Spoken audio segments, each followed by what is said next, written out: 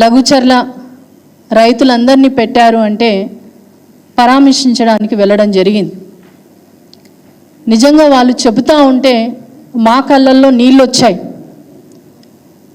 రాత్రికి రాత్రి వాళ్ళని తీసుకొచ్చి మరి 50 మందిని తీసుకొస్తే మరి అక్కడ ఉన్నటువంటి కొంతమంది కాంగ్రెస్ నాయకులు చూపించిన వాళ్ళనేమో బయటికి పంపించారు,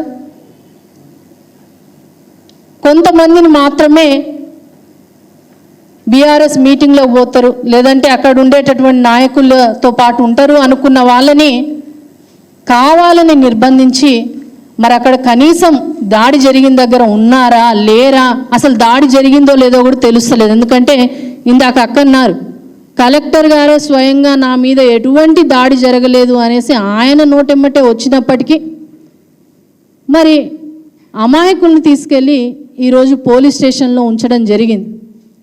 బయటకు వచ్చి వాళ్ళ కుటుంబ సభ్యులతో మాట్లాడే ప్రయత్నం చేస్తే మరి ఆ పోలీస్ స్టేషన్లో ఐటీఐ స్టూడెంట్ ఒక అతను ఉండే, అక్కడ నాకు అసలు ఏమీ తెలియదు, నేను కాలేజ్ నుంచి వచ్చి అక్కడ నిలబడితే నన్ను తీసుకొచ్చేసి జైల్లో పెట్టారు అనేసి. గర్భిణి ప్రవీణ్ అనేటటువంటి ఒక అతను, అక్కడ నిండు నెలల గర్భిణి నా భార్య, నన్ను కొట్టారు, నేను అసలు అక్కడ దాడి జరిగిన చోట లేను. మరి వాళ్లకు అన్ని చోట్ల మరి మీడియా తీసినటువంటి వీడియోలు కావచ్చు వాటన్నిటిలో చూస్తే ఎవరున్నారు ఎవరు లేరు అనేది తెలుస్తుంది కదా. అయినా కూడా అన్యాయంగా మమ్మల్ని తీసుకొచ్చి బాగా కొట్టారక్క, కొట్టినట్టుగా మళ్ళీ ఎవరన్నా వచ్చి అడిగినప్పుడు చెప్తే మళ్ళొక రౌండ్ మీకు వేస్తామనేసి బెదిరించారక్క అనేసి వాళ్ళు చెప్పడం. బయటకు వచ్చి మహిళలతో మాట్లాడే ప్రయత్నం చేస్తే వాళ్ళు మీడియా ముందుకు వచ్చి కూడా వాళ్ళతో ఏం జరిగిందో చెప్పుకోలేనటువంటి పరిస్థితిలో వాళ్ళు ఉన్నారు.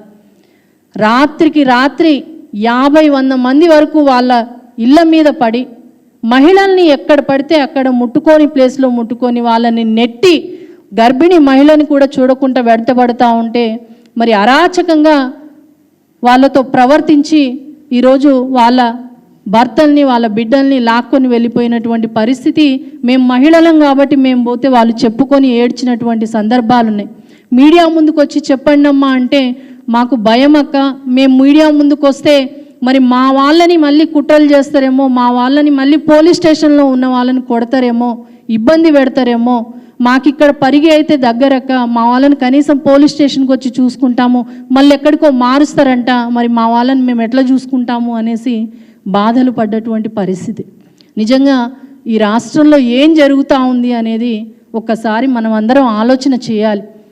సొంత ఇలాఖా తెలంగాణ ముఖ్యమంత్రి రేవంత్ రెడ్డి గారి సొంత నియోజకవర్గము హోంశాఖ కూడా ఆయన దగ్గరనే ఉంది.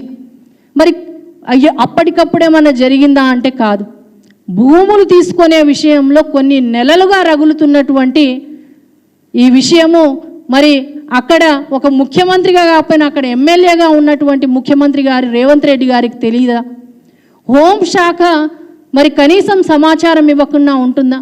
అంటే అక్కడ ఏం జరుగుతుందనేది పూర్తి సమాచారం ఉన్నా కేవలం కేటీఆర్ గారిని ఇరికించాలి, అక్కడ ఉన్నటువంటి బీఆర్ఎస్ మాజీ ఎమ్మెల్యేని ఇరికించాలి అనేటటువంటి దురుద్దేశంతో ఇది కాంగ్రెస్ చేసినటువంటి పక్కా కుట్ర, రైతుల మీద చేసినటువంటి కుట్ర. ఒక ముఖ్యమంత్రిగా ఆ నియోజకవర్గ ఎమ్మెల్యేగా ఒక హోంశాఖని తీసుకున్నటువంటి వ్యక్తిగా ఆయనకు సమాచారం ఉండకుండా ఉంటుందా? మేము ఎమ్మెల్యేగా ఉన్నప్పుడు కలెక్టర్ గారు ఎక్కడికన్నా వెళ్తే డిపార్ట్మెంట్ సహకారం లేకుండా మేము ఎక్కడ చూడలేం. మరి ఒక కలెక్టర్ గారు పోయి అక్కడ మీటింగ్ పెడతా ఉంటే మరి కనీసం డిపార్ట్మెంట్ అక్కడ లేనటువంటి పరిస్థితిలో ఉండేనా? ఒక్కసారి మనం ఆలోచన చేయాలి. ఈరోజు ఎవరిని ఇరికించడానికి చేస్తున్నటువంటి కుట్ర అనేది మనం ఒక్కసారి ఆలోచన చేయాలి. నేడు గిరిజనులకు జరిగినటువంటి అన్యాయం మీద ప్రతి ఒక్కరూ కూడా గొంతెత్తాల్సినటువంటి అవసరం ఉంది. కేసీఆర్ గారు మరి తెలంగాణ వచ్చిన తర్వాత ఎట్లుండాలో, మరి తెలంగాణ రాష్ట్రం వచ్చిన తర్వాత తొలి ముఖ్యమంత్రిగా రైతులకు భరోసాగా నిలబడ్డటువంటి వ్యక్తి, రైతుని రాజును చేస్తా అనేసి రైతు పక్షాన్ని అన్ని సంక్షేమ పథకాలు తీసుకొచ్చినటువంటి వ్యక్తి. మరి గిరిజనుల బిడ్డలకు ఆనాడు 10% రిజర్వేషన్ ఇచ్చినటువంటి వ్యక్తి కేసీఆర్ గారు. గిరిజన బిడ్డల పోడు భూములకు పట్టాలిచ్చి వాళ్ళకు అండగా నిలబడినటువంటి వ్యక్తి కేసీఆర్ గారు. గిరిజనులకు ఆత్మగౌరవం కోసం బంజారా భవనాన్ని హైదరాబాద్లో ఇచ్చినటువంటి వ్యక్తి కేసీఆర్ గారు. తండాలు గూడాలను మరి గ్రామ పంచాయతీలుగా చేసి అధికారాన్ని చిన్న చిన్న జిల్లాలుగా విభజించి అధికారాన్ని దగ్గరికి చేసినటువంటి గిరిజనులకు దగ్గరికి చేసినటువంటి వ్యక్తి కేసీఆర్ గారు. మరి అటువంటి కేసీఆర్ గారు రైతుల్ని రాజు చేయాలన్నటువంటి ఆయన ఎక్కడ? మరి ఈరోజు గతంలో మరి మాకున్నటువంటి ఈ వయసులో మేము సినిమాల్లో చూసినాం, మహిళల మీద గతంలో అరాచకాలు జరుగుతుండే, అది ఉండే ఇది ఉండే అని. కానీ ఈరోజు ప్రత్యక్షంగా కళ్ళ ముందు, అది కూడా ముఖ్యమంత్రి సొంత నియోజకవర్గంలో జరుగుతుంది అనేసి ఏ రోజు కూడా మేము అనుకోలేదు. ఆ మహిళలు వివరిస్తున్న తీరుతోటి నిజంగా మేమే భయపడే పరిస్థితిలో వాళ్ళు వివరించిన తీరుతోటి ఒక మాజీ ఎమ్మెల్యే అయినా కూడా మేమే భయపడే పరిస్థితికి వచ్చింది. అంటే ఎక్కడున్నాం మనము? ఏ తెలంగాణ రాష్ట్రంలో ఉన్నామా లేదంటే ఇంకెక్కడన్నా ఉన్నామా? మరి గతంలో ఇదే ముఖ్యమంత్రి రేవంత్ రెడ్డి గారు మరి ఆనాడొక మాట ఈనాడొక మాట, ఎక్కడో చిన్న అయ్యప్ప సొసైటీలో ఏదో జరిగితేనే మరి అక్కడ ఉన్న వాళ్ళు దొంగతనాలు చేశారా, దోపిడీలు చేశారా అని మాట్లాడినటువంటి వ్యక్తి మరి నీ సొంత నియోజకవర్గంలో ఉన్న వాళ్ళందరూ రైతులే కదనయ్యా. మరి వాళ్ళు ఏమన్నా దొంగలా, ఏమన్నా ఎత్తుకుపోయారా? నీ రాజ్యం నుంచి ఏమన్నా తీసుకెళ్ళినటువంటిది ఏమన్నా ఉందా? లేదు కదా. మరి ఎంత అరాచకంగా నీ సొంత నియోజకవర్గంలో ఉన్నటువంటి రైతుల్ని కూర్చోబెట్టనుండే, మాట్లాడనుండే. మరి ఆనాడు ఎమ్మెల్యేగా నాకు ఓటు వేయమని ఏ విధంగా అయితే వాళ్ళ దగ్గరికి వెళ్ళి అడిగిన వాళ్ళందరినీ కూర్చోబెట్టి మరి ఇలా చేయాలనుకుంటున్నాము, మరి ఇలా మీ భూములు కావాలని వాళ్ళకి చెప్పనుండే. మరి అలా చేయలేదే. అక్కడ మహిళలు, రైతులు అందరూ చెప్తున్నారు, అన్యాయంగా అరాచకంగా మా భూముల్ని లాక్కుంటున్నారు, కనీసం మాకు మీ భూముల్ని తీసుకుంటామన్న సమాచారం కూడా ఇవ్వలేదు, కాబట్టే మేము తిరగబడ్డము మరలబడ్డము అనేసి వాళ్ళు అంత క్లియర్గా ఓపెన్గా చెప్తా ఉన్నారు. కానీ ఈరోజు నేను మాజీ ఎమ్మెల్యేని, నా ఇల్లందు నియోజకవర్గంలో ఏదన్నా ఇబ్బంది కలుగుతుందంటే నాకు చెప్పుకోకుండా ప్రజలు ఉండరు. మరి అట్లనే కదా పట్నం నరేందర్ రెడ్డి గారికి కూడా అక్కడ ప్రజలు విన్నవించుకున్నారు. అన్నంత మాత్రాన మరి బీఆర్ఎస్ నాయకుడే అది చేయించిండు. మరి నాకేదన్నా బాధ అయితే నా అధిష్టానము, మరి ఇక్కడ వర్కింగ్ ప్రెసిడెంట్ కేటీఆర్ గారు ఉంటారు, కేసీఆర్ గారు ఉంటారు, హరీష్ రావు గారు ఉంటారు, నాకేదన్నా బాధ కలిగితే వాళ్ళకే చెప్తాను కదా.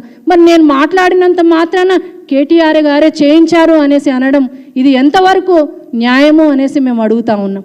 అంటే ఇక్కడ కాంగ్రెస్ ప్రభుత్వము రేవంత్ రెడ్డి గారు చేస్తున్నటువంటి కుట్రను ఒక్కసారి గమనించాలి.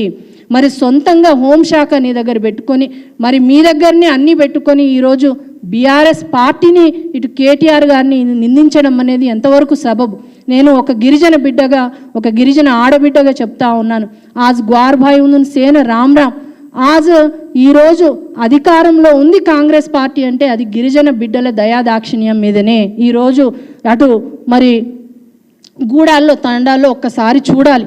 కేసీఆర్ గారు ఎన్ని చేసినా కూడా మీరు చెప్పినటువంటి మోసపూరిత మాటలను నమ్మి ఒక్కసారి చూద్దామని గిరిజన ఆదివాసీ గూడెం బిడ్డలందరూ కూడా మీకు ఓటు వేసి గెలిపించారు. ఒక్కసారి చూస్తే ఈరోజు గద్దెనెక్కినందుకు ముఖ్య భూమిక గిరిజనులే ఉంటుంది. మరి అటువంటి గిరిజనులని ఈరోజు అరాచకంగా మీరు మీదబడి, డిపార్ట్మెంట్ వాళ్ళు మీదబడి ఇబ్బంది పెడతా ఉంటే, మరి ఒక ముఖ్యమంత్రి స్థానంలో ఉన్న వాళ్ళు కావచ్చు, ఈరోజు కాంగ్రెస్ నాయకులు కావచ్చు, ఎక్కడికి వెళ్ళారు అనేసి ప్రశ్నిస్తూ ఉన్నాం. బీజేపీ నాయకులు సైతం ఈరోజు బీఆర్ఎస్ పార్టీ చేయించింది అనేసి మాట్లాడడం ఎంతవరకు సబబు? అక్కడ గిరిజనుల మీద అన్యాయం జరుగుతూ ఉండే దాన్ని ఖండించే పరిస్థితిలో మీరు లేకపోగా ఈరోజు కేటీఆర్ గారిని, హరీష్ రావు గారిని, మరి అక్కడ ఉన్నటువంటి మాజీ ఎమ్మెల్యే నరేందర్ రెడ్డి గారిని నిందిస్తూ ఉన్నారు. మరి ఒక గిరిజన ఆడబిడ్డగా आज ग्वार भाइयों ने सेन हाथ जोड़न तमें सेन विनती करीचु तमसे ताड़िन वोटे घाले तो आज कांग्रेस प्रभुत्व में रेवंत रेड्डी मुख्यमंत्री ಏನು ಅಂತ ಬ್ಯಾಟೋಚ आज मैं एमएलए गारजन मन कतराय को आदमी पूछे आज गिरिजन रिजर्वेशन सजवण नियोजकवर्गालच कोनी अज्जी 10 नियोजकवर्गाल ग्वार भाई लंबाड़ा बंजारा सोदरुलु तलसुलतो गेल्चो तुम्हारी ऐक्यता छेनी जना तमहनु एरेचोगे ताने लपनी आज पार्टीलु र जाव नायकुलु र जाव लपनी आज ये गिरिजन बिड्डले पर जरगरी जोनु दाड़िन तम से तानी खंडिंचनु आज भारत देश व्याप्तंगा एक बोली एक ग्वार एक बोली थी अपन राचा आज गिरिजन बिड्ड लगिचर्लमा से बरकारेच महिलाओं से मौन जरिगिर जोन बाधान आज ग्वार संघाल कथ कथ चोको आज आदिवासी गिरिजन संघाल अन्नी कूड़ा मरी दीनी निलदीयाल्सिनटुवंटि अवसरम उंदी मी तम से ताणिन आज गिरिजन संघाल से ताणिन आज लघुचर्ल जाताणिन तम से ताणिन वो तेरे ग्वार भाइयों सेना धैर्य देणो आज से गांव छोड़ देता भारत हासिर परिस्थिति छ గతంలో భయపడిపోయేటోళ్ళేమో, కానీ ఈరోజు కాంగ్రెస్ ప్రభుత్వంలో సొంత ముఖ్యమంత్రి ఇలాకాలోనే భయపడి ఊర్లు వదిలిపెట్టి వెళ్ళిపోయేటటువంటి పరిస్థితిలో ఈరోజు తెలంగాణ ప్రజలు ఉన్నారు అనేసి అంటే ओमा ग्वार भाई चमकन धांजार चगतो आज वोटे घालनो उन मोटो करनो आज परन आपण जमी कोसरे तक एवढी जारेचा आज ऐक्यंगा పోరాడేటటువంటి అవసరం అవకాశం आपण आईचं तम सेत आणि ऐक्यता रेत आणि आज गिरिजन बिड्डले पर जरगरी जाऊन प्रति दाडीने खंडिंचन आपण हमसे तेलंगाणा राष्ट्र प्रजल से तमाला सगेताने उंदून अंडదండలు देर तमसे కదల్లోకి తాణిన్ आपण से ఐక్యంగా పోరాడనోకి తాణిన్ అలాగే తెలంగాణ మేధావులందరికీ కూడా అక్క వినతి చేశారు మేము కూడా వినతి చేస్తా ఉన్నాం బీఆర్ఎస్ పార్టీగా మరి గిరిజనుల పట్ల జరిగినటువంటి దాడి కావచ్చు ప్రజల పట్ల జరిగేటటువంటి ఏ దాడికైనా సరే మరి మేము ఉన్నాము అనేసి ఈ కాంగ్రెస్ ప్రభుత్వం చేస్తున్న అరాచకాలను ఖండించడానికి ప్రజల పక్షాన నిలబడడానికి బీఆర్ఎస్ పార్టీ ఎప్పటికీ ఉంటుంది అయినా సరే తెలంగాణ మేధావులందరూ కూడా గమనించాలి ఈ రోజు మరి ఇచ్చినటువంటి హామీల్ని మరిచారు రైతులందర్నీ కూడా రోడ్డు నేశారు పండినటువంటి పంటను కొనే పరిస్థితి లేదు కానీ గిరిజనుల దగ్గర ఉన్నటువంటి భూముల్ని లాక్కునే కాడికి దిగజారింది కాంగ్రెస్ ప్రభుత్వము ఖచ్చితంగా ఒక గిరిజన బిడ్డగా బీఆర్ఎస్ పార్టీ మాజీ ఎమ్మెల్యేగా మరి బీఆర్ఎస్ మహిళా నాయకురాలుగా కూడా ఖండిస్తా ఉన్నాను అలాగే మహిళలందరికీ కూడా భరోసాని ఇస్తా ఉన్నాము బీఆర్ఎస్ పార్టీ ఎవరైతే అక్రమంగా అరెస్టులు చేశారో మీ కుటుంబ సభ్యులందరికీ కూడా అండగా నిలబడుతుంది మీకు బెయిల్ వచ్చేంత వరకు కూడా బీఆర్ఎస్ పార్టీ మా కేటీఆర్ గారు మా నాయకులందరూ కూడా పోరాడడానికి సిద్ధంగా ఉన్నారు మేమందరం కూడా మీతో ఉంటాము आज ग्वार भाई ने सेना हम अंडगा राचा के ताने तमें सेना हाथ जोड़न मरोकसारी विनती कर रही हूँ धन्यवाद।